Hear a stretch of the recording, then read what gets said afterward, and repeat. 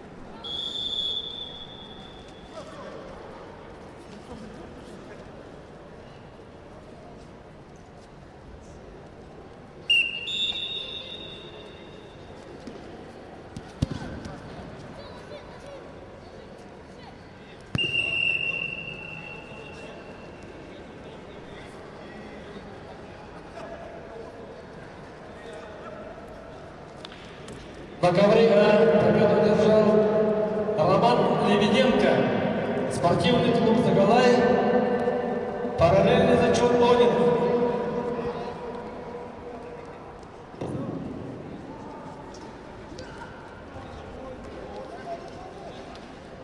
Приглашается на ковер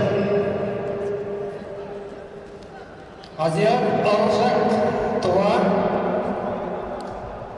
Хисматов Никита Бохан.